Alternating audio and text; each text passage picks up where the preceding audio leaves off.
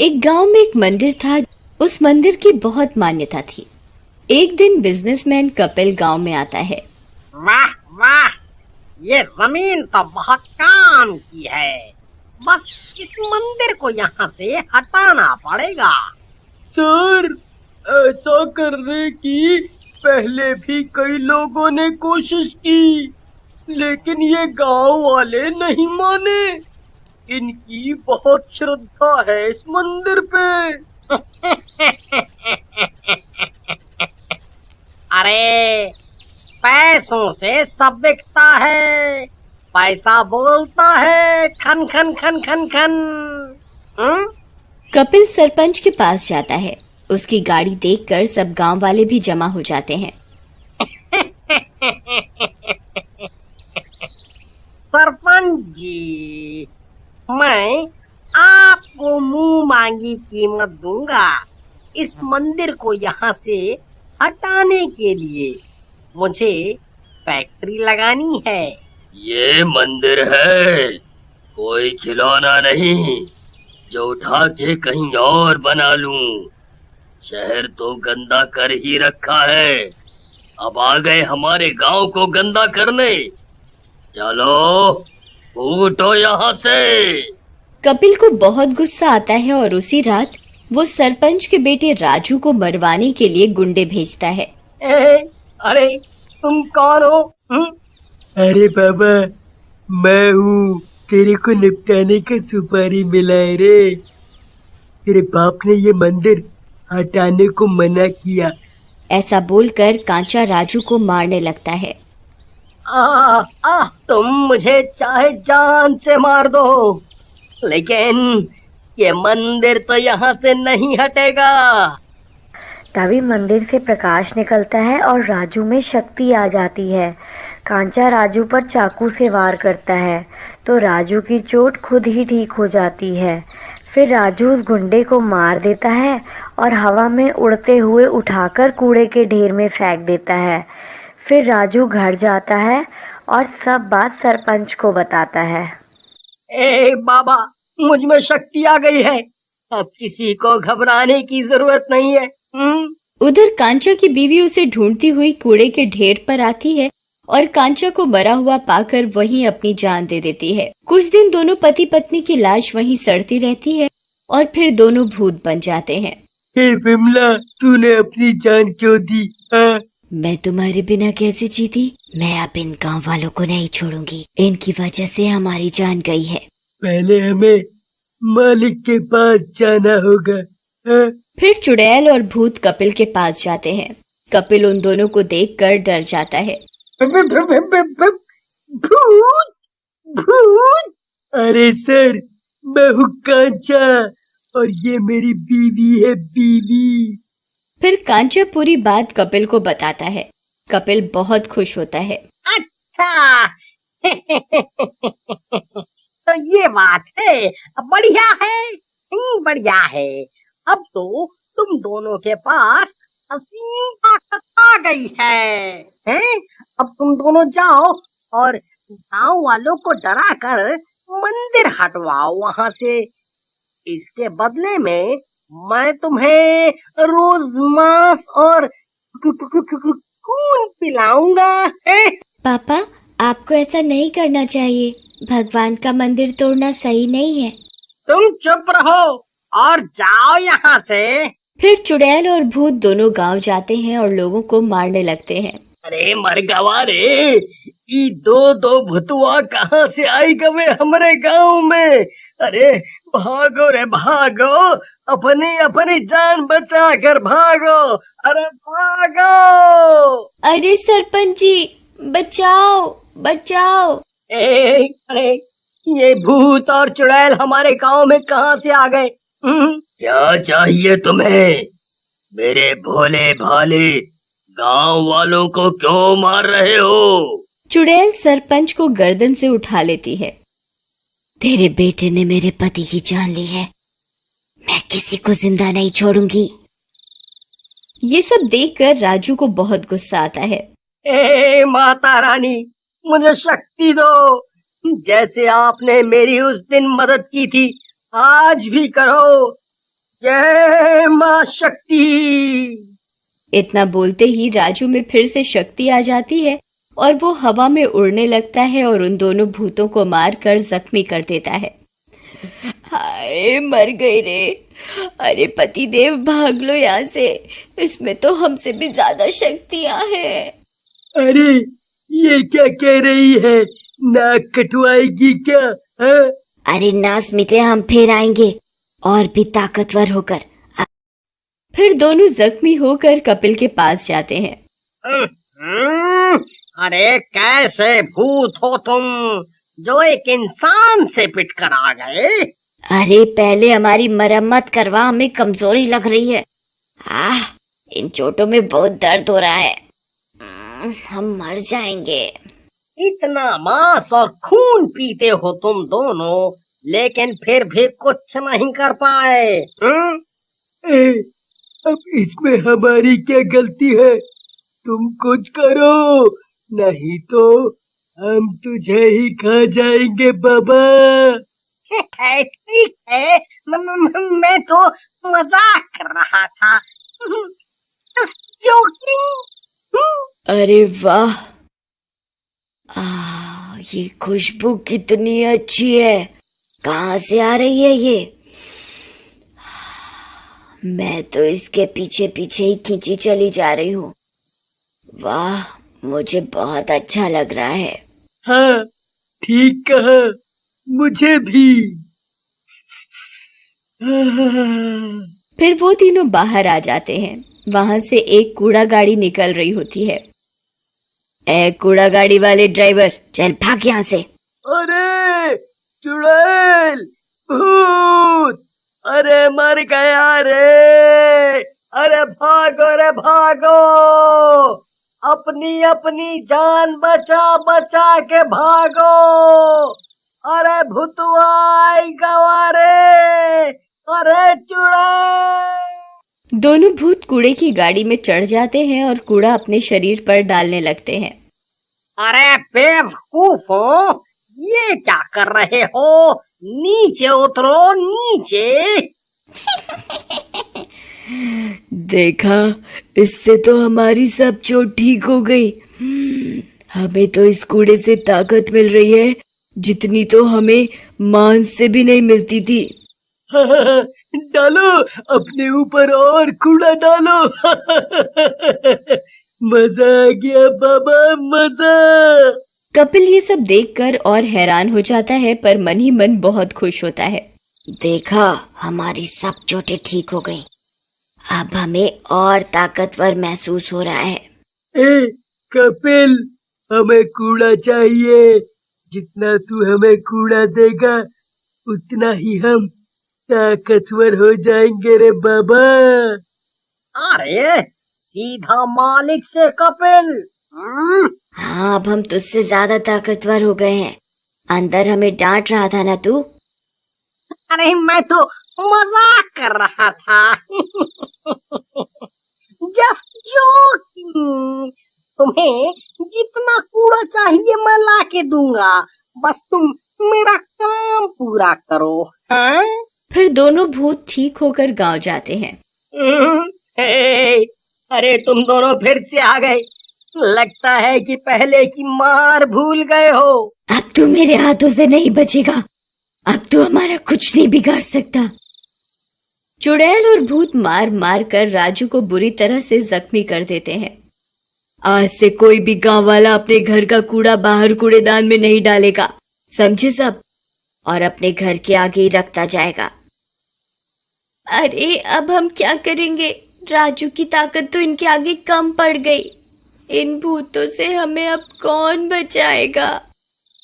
इस तरह कई दिन बीत जाते हैं। राजू ठीक हो जाता है, पर हर जगह गांव में कूड़ा ही कूड़ा हो जाता है और धीरे धीरे कपिल के भी घर के आगे और अंदर कूड़ा हो जाता है, जिससे कपिल की बेटी की तबीयत खराब हो जाती है। देखो चुड़ैल, अब मुझे अपने घर को साफ करना पड़ेगा। मेरी बेटी की जिंदगी का सवाल है।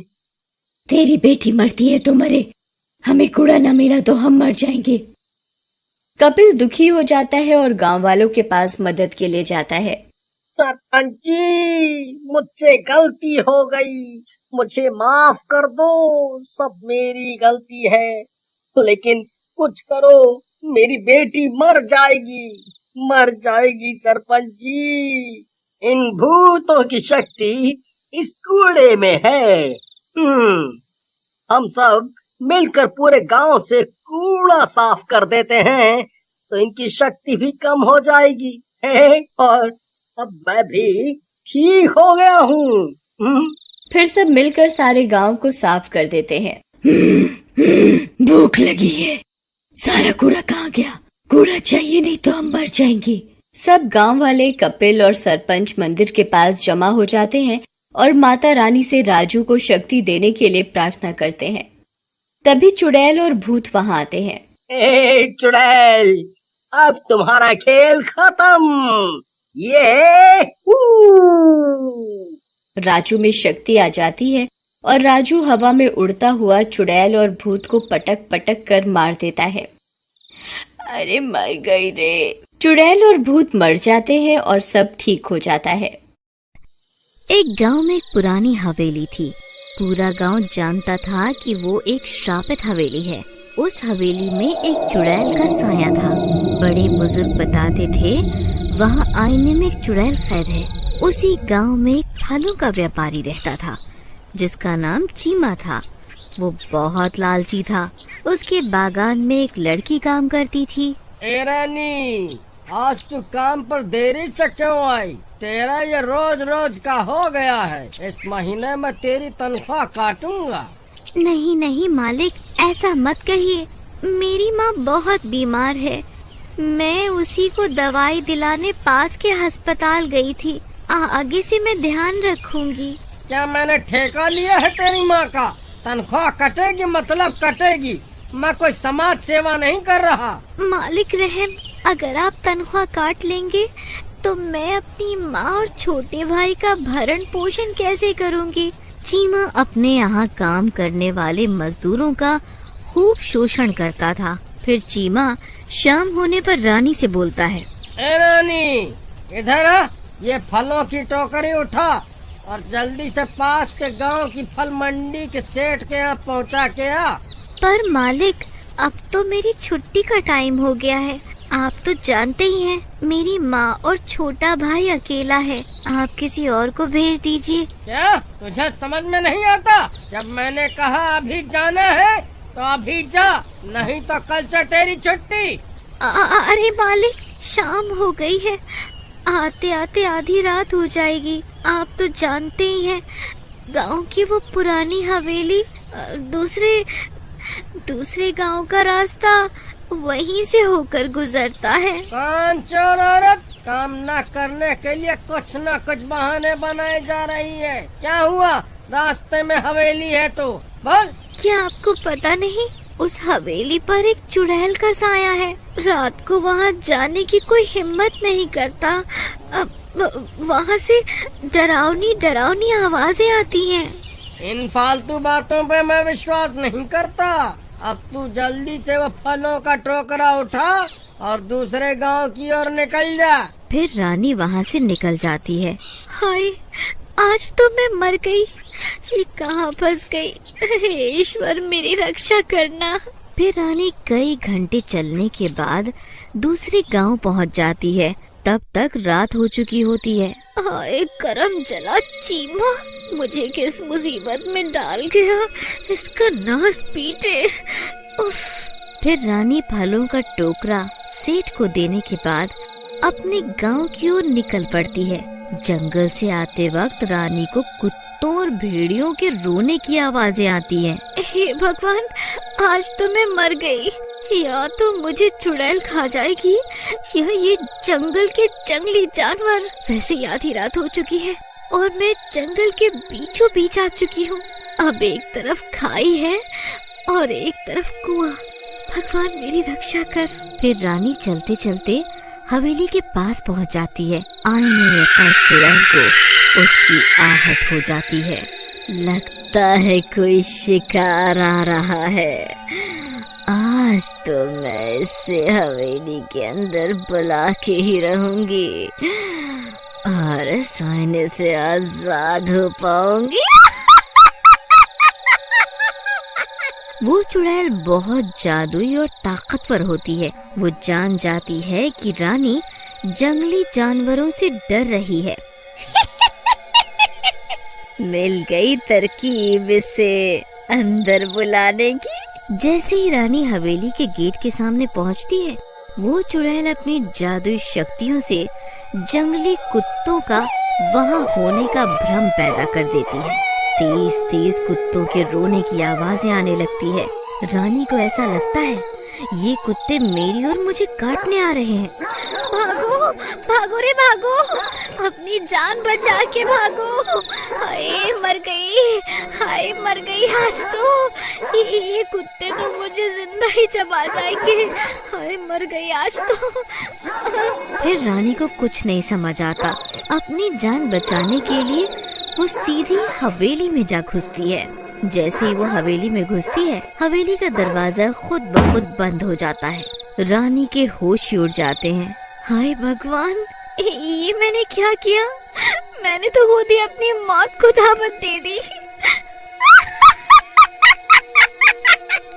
आज कई सालों बाद इस हवेली में कोई आया है। आज तो मुझे इस आईने से मुक्ति मिलेगी। तभी वहाँ एकदम शांति हो जाती है और जिस कमरे में आईना होता है जिसमें चुड़ैल कैद होती है, उसमें से तेज रोशनी आने लगता है हवेली की चुड़ैल को पता लग चुका है कि मैं यहाँ आ गई हूँ। अब तो वो मुझे जिंदा नहीं छोड़ेगी। अब तो ईश्वर तू ही रक्षा कर मेरी। फिर वो चुड़ैल मीठी आवाज में रानी को उसी कमरे में बुलाने लगती है जिसमें आईना रखा होता है। रानी, ए रानी, रानी सुनो रानी, इधर आओ, इस कमरे में आओ रानी, आ जाओ रानी, आजा रानी। चुड़ैल जी, मैं तो यहाँ गलती से आ गई। बाहर मेरे पीछे जंगली कुत्ते लग गए थे, इसलिए मैं हड़बड़ा के यहाँ आ गई। मुझे माफ कर दो चुड़ैल जी। चुपचाप अंदर आती है या मैं तेरे 2 हिस्से करके उन कुत्तों को डाल दूँ। इतना सुनकर रानी डर जाती है और अंदर जाने लगती है। चुड़ैल जी, आप मुझे मारेंगे तो नहीं अगर मैं अंदर आई तो? नहीं रानी, मैं तुझे नहीं मारूंगी।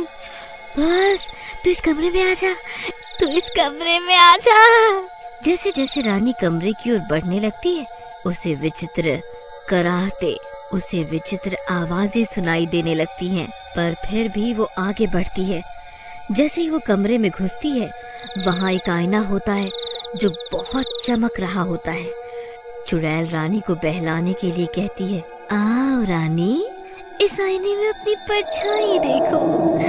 तुम कितनी सुंदर हो, कितनी प्यारी हो। ये सुनकर रानी उसकी बातों से मोहित हो जाती है और आईने की ओर बढ़ने लगती है।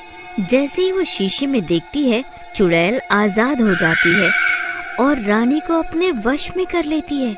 रानी की आंखें लाल हो जाती हैं और वो जोर जोर से हंसने लगती है।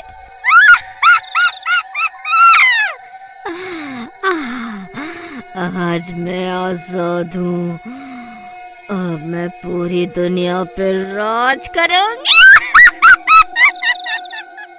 फिर रानी वहाँ से निकल के अपने गांव लौट जाती है और अपने घर जाके सो जाती है। फिर अगली सुबह आ गई महारानी, आज फिर लेट। आज क्या बहाना है? बोलो बोलो, अब कुछ बोलेगी भी महारानी या ऐसे ही भूत बन कर खड़ी रहेगी? इतना सुन के रानी को गुस्सा आ जाता है और उसके अंदर की चुड़ैल जाग जाती है। वो चुड़ैल के रूप में बदल जाती है। ये देखकर सभी की आंखें फटी की फटी रह जाती हैं। चीमा हक्का बक्का हो जाता है और हकलाने लगता है। कौन? मैंने कुछ नहीं किया। मुझे माफ कर दो, मुझे माफ कर दो। तूने मुझे गुस्सा दिलाया है। सबसे पहले मैं तुझे सबक सिखाऊंगी। तू गरीब मजदूरों को बहुत परेशान करता है। फिर वो चुड़ैल चीमा को पेड़ से उल्टा टांग देती है। ये सब चीमा की पत्नी पुष्पा देख लेती है। उसके पैरों के नीचे से जमीन निकल जाती है। उसे अपनी आंखों पर यकीन नहीं होता। फिर पुष्पा चीमा को बचाने के लिए आगे दौड़ पड़ती है, पर उनकी पड़ोसन उसे रोक लेती है। हाँ, सुनो पुष्पा बहन, वो एक चुड़ैल है। उसका मुकाबला ऐसे नहीं किया जा सकता। तुम्हें दिमाग से काम लेना होगा। कहीं वो चुड़ैल तुम्हें भी उल्टा न लटका दे। हाँ, तुम सही कहती हो बहन, पर हम क्या करें? मेरे दादाजी ने बताया था, ये हवेली की आईने वाली चुड़ैल है जिसने रानी को वश में किया हुआ है। हवेली में एक आईना है जिसमें ये चुड़ैल कैद थी।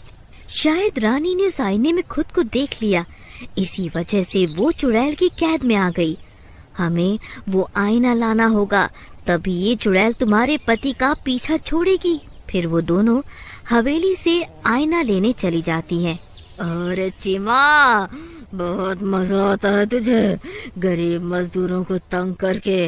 आज मैं तुझे जिंदा चबा जाऊंगी। अरे मर गया रे, मुझे अपनी गलती का एहसास हो गया है। तभी चीमा की पत्नी और मधु वो आईना लेके आ जाते हैं। तभी मधु को एक तरकीब सूझती है। चुड़ैल जी, आप तो इतनी सुंदर हैं। अगर आप इस मोटे चीमा को खाएंगी तो खुद भी इसकी तरह बदसूरत हो जाएंगी। मैंने तो कई सौ सालों से खुद को देखा ही नहीं। आपको अगर यकीन नहीं होता तो आप खुद ही देख लीजिए। जैसे ही चुड़ैल खुद को उसमें निहारती है, वो फिर से आईने में कैद हो जाती है और रानी उसके चंगुल से बाहर आ जाती है। ये तुमने सही नहीं किया, मैं एक दिन बदला लूंगी।